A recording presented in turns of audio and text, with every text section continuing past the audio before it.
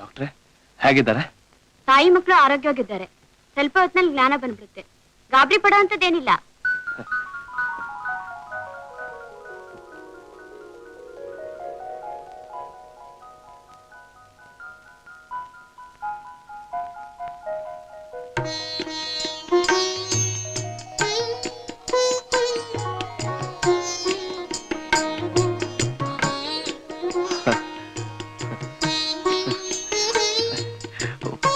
ಒಂದು ಗಂಡು ಒಂದು ಹೆಣ್ಣು ಬಹಳ ಮುದ್ದಾಗಿವೆ ಅಲ್ಲ? ಇಬ್ರು ಗಂಡು ಮಕ್ಕಳಾಗಿದ್ದಿದ್ರೆ ಲವಕುಶ ಅಂತ ಹೆಸರಿಡ್ಬೋದಾಗಿತ್ತು. ಈಗೇನಿಡೋಣ? ಆ ರಾಮಚಂದ್ರನೇ ಕೇಳ್ಬೇಕು. ಸೀತಮ್ಮ, ನೀನು ನಿಜವಾಗ್ಲೂ ಪುಣ್ಯವಂತೆ ಕಣಮ್ಮ. ಇಲ್ಲಣ್ಣ, ನಾನ್ ಪಾಪಿ. ಆವತ್ತು ನಿನ್ ಜೊತೆ ಬರಲ್ಲ, ನೀನ್ ಹೊರಟೋಗು ಅಂದೆ. ಆದ್ರೆ ಇವತ್ತು ನೀನಾಗೇ ನನ್ ಹುಡ್ಕೊಂಡ್ ಬಂದು ನನ್ನ ಈ ಮಕ್ಕಳನ್ನ ಕಾಪಾಡ್ದೆ. ಇಲ್ದಿದ್ರೆ ನಮ್ ಗತಿ ಏನಾಗ್ತಿತ್ತು? ನೀನು ದೇವ್ರಣ್ಣ, ದೇವ್ರು. ಸುಮ್ನೆ ಏನೇನೋ ಹೇಳಿ ಆಯಾಸ ಮಾಡ್ಕೋಬೇಡ ಸೀತಮ್ಮ. ರೆಸ್ಟ್ ತಗೋ. ಬೇಗ ಹೋಗಿ ಅವಳಿ ಜವಳಿ ಹುಟ್ಟಿರೋ ಸುದ್ದಿನ ಅವ್ರಿಗೆ ತಿಳ್ಸೋಣ. ಈಗಲೇ ಬೇಡ ಸೀತಮ್ಮ. ಆಸ್ಪತ್ರೆಯಿಂದ ಡಿಸ್ಚಾರ್ಜ್ ಆದ್ಮೇಲೆ ನಾವೇ ಈ ಮಕ್ಕಳನ್ನ ಅವನ ಹತ್ರ ಕರ್ಕೊಂಡು ಹೋಗೋಣ. ಈ ಮುದ್ದಾದ ಮಕ್ಕಳ ಮುಖ ನೋಡಾದ್ರೂ ಅವನ್ ಮನ್ಸು ಕರ್ಗೋಗತ್ತೆ, ಖಂಡಿತ ಕರ್ಗೋಗತ್ತೆ. ನೀವೆಲ್ಲ ಮತ್ತೆ ಒಂದಾಗ್ತೀರಾ ಸೀತಮ್ಮ? ಅದನ್ನ ನಾನು ಕಣ್ ತುಂಬಾ ನೋಡ್ಬೇಕು, ಸಂತೋಷ ಪಡ್ಬೇಕು. ನಾನು ಕಾಯ್ತಾ ಇರೋದು ಆ ಕ್ಷಣಕ್ಕೆ ಸೀತಮ್ಮ, ಆ ಕ್ಷಣಕ್ಕೆ.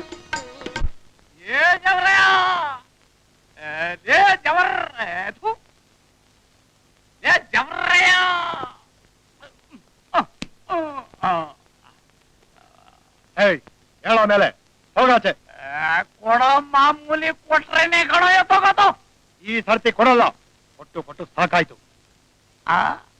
ಅದ್ಯಾಗ ವಸೂಲಿ ಮಾಡ್ಬೇಕು ಅನ್ನೋದು ನಂಗೆ ಗೊತ್ತು ಕಣೋ ಅಮ್ಮ.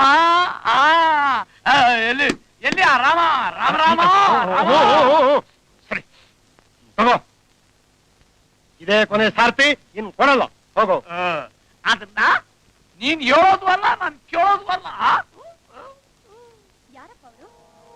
ನನ್ ಪ್ರಾರಬ್ಧ ಕರ್ಮ ಕಣಮ್ಮ. ನಡಿಯಮ್ಮ, ಹೊಟ್ಟೆ ಹಸಿತಿದೆ, ಊಟ ಹಾಕು.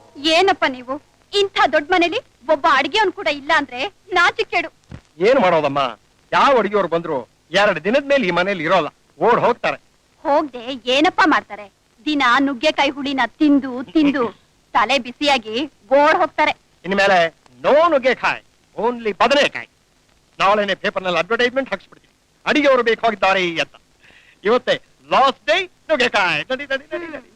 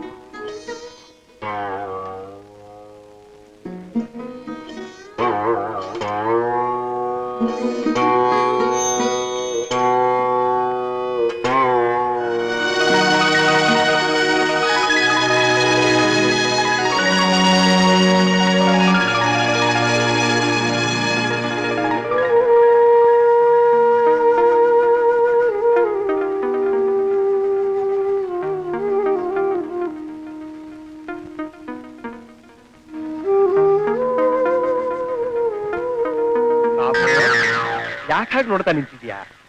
ಓಹೋ, ನಿನ್ನ ಸ್ನೇಹಿತ ಕುಂಟು ಮೂರ್ತಿ ಮಕ್ಕಳು ಹೇಗಿವೆ ಅಂತ ನೋಡ್ತಿದ್ಯಾ?